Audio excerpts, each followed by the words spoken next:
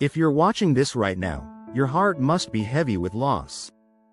Maybe someone you love left this world recently, or perhaps it's been years but the ache still lingers like an old wound that never fully heals. I understand that pain more deeply than I wish I did, not as an expert, but as someone walking this difficult path beside you. For 3 long years, I've carried the absence of someone who was part of my soul's landscape. That hollow space in my chest hasn't gotten smaller, and I've come to accept it never will. But what has changed, slowly and painfully, is my capacity to grow new life around that absence. Through countless books, videos, and therapy sessions, I've learned ways to navigate grief. Through my own stumbling journey, I've discovered approaches that won't erase the pain, but will help you carry it differently. These 5 methods have become my compass through the wilderness of grief, and I want to share them with you today. This isn't about moving on, it's about learning to carry them with you. In those early days, I would wake up every morning to a crushing moment of disbelief. Surely yesterday's horror was just a nightmare. Even now, years later, there are still mornings when that thought flickers through my mind before reality settles in. The grief attacks came frequently at first. My chest would tighten, my limbs would go weak, and I'd be left gasping as waves of vulnerability washed over me. These still happen sometimes, though less often now. Leaving the house used to feel impossible. Every familiar street corner, every couple holding hands, every family laughing together, they all became triggers of memory. What surprised me most were the pangs of grief over ordinary moments that never happened. Watching strangers' happy routines, I'd mourn the memories we'd never make. Those reunion videos, soldiers surprising parents, toddlers greeting daddy, break my heart every time. Yet I watch them through tears, clinging to moments I'll never have. In some strange way, they become emotional compensation for reunions I'll never get to have. If you've found yourself doing something similar, please know you're not alone in these complicated, contradictory feelings. Modern society often views grief as a problem needing quick solutions. Yet as psychotherapist and best-selling author Megan Devine explains in her book, "It's okay that you're not okay," this approach misunderstands grief's true nature. Grief isn't a malfunction, it's love persisting beyond physical presence. When we try to rush or suppress our mourning, we're actually fighting against our own biology. The brain creates neural pathways for every important relationship, and when that person passes on, those pathways keep firing, expecting their presence. This is why you might instinctively reach for your phone to call them, or turn to share news before remembering. These aren't signs you're not healing, instead they're evidence of how real the bond was. Try this powerful acknowledgement practice. Set a timer for 5 minutes, place your hand over your heart, and say, "This hurts because what we had was precious." You might cry, but that's okay. Tears contain stress hormones, so they're literally releasing pain from your body. The act of externalizing grief through words creates profound shifts in how we process loss. Pioneering psychologist Dr. James Pennebaker's groundbreaking research revealed that expressive writing strengthens immune function while reducing anxiety. But here's what most guides don't tell you. It's the specific combination of emotional expression and narrative structure that makes it work. Try this structured approach. First, write about your hardest moments with the loss, the raw, unfiltered truth.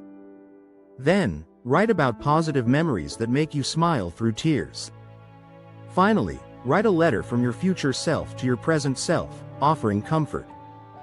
If writing feels overwhelming, verbal processing works similarly. Many people find comfort in speaking aloud while looking at photographs, or even leaving voicemails on a dedicated phone line. One woman I know keeps a conversation journal where she writes notes to her late husband every Sunday, updating him about their grandchildren's lives. Rituals serve as sacred containers for our grief, giving it designated time and space so it doesn't overwhelm our daily lives. Bereavement expert Dr. Joanne Cacciatore's research shows how rituals help regulate our nervous systems after traumatic loss. The most effective rituals share three elements: sensory engagement, repetition, and personal significance. Consider creating a monthly ritual like visiting their favorite park bench on the 15th of each month. Or a weekly ritual such as cooking their signature dish every Sunday. One man I worked with created a memory garden with plants representing different aspects of his late wife's personality. Tending it became his living memorial. These practices don't keep us stuck in the past, instead they help us carry our loved ones forward into our continuing lives. Modern society often treats grief as something to hide or rush through, but this isolation intensifies suffering. Anthropologists studying mourning rituals worldwide found something profound. Cultures that wail together, gather regularly to remember, and openly speak of the dead experience less chronic grief. Their secret isn't strength, it's shared vulnerability. Modern life has stripped away these containers, but we can rebuild them. Hospital bereavement groups offer structured support with professional guidance. Local community centers often host remembrance events where you can light candles alongside others who understand. Try gathering friends who knew your person to create shared rituals. Host a memory potluck. Ask everyone to bring a dish your loved one enjoyed and share the story behind it. Or invite family members to share their favorite photo of your person. Watch how stories bring them back to life for an evening. Notice how laughter often follows tears in these moments. That's the alchemy of communal healing at work. When others don't know how to help, guide them. I'd love if we could look through photos together this weekend. Remember that people want to support you, they're often just waiting for cues about how. Here's something you might not expect. Guilt often follows grief. You feel wrong for smiling, for enjoying anything again. I used to think I could never be happy again, or even that I didn't deserve to be happy again. But your loved one wouldn't want your life to stop. Start with tiny acts of kindness for yourself. A small treat like a favorite dish, or a playlist of calming music, these moments matter. Even forcing a smile triggers dopamine release. Megan Devine reminds us that self-care isn't selfish, it's necessary maintenance for your grieving heart. It's survival. One widow keeps her husband's phone beside her bed, its familiar weight and unanswered texts offering quiet comfort on the hardest nights. These practices aren't about moving on, they're about moving with your grief in sustainable ways. As we come to the end of our time together, I want to leave you with this truth.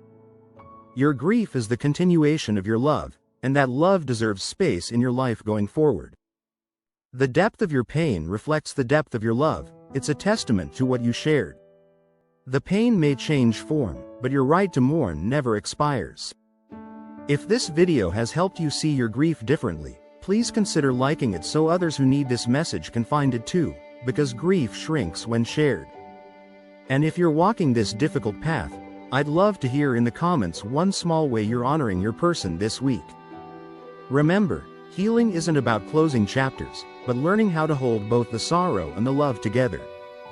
You're doing better than you think, and your loved one would want you to keep discovering moments of peace, however small they may be. Your love didn't end, it just changed shape. Take good care of yourself.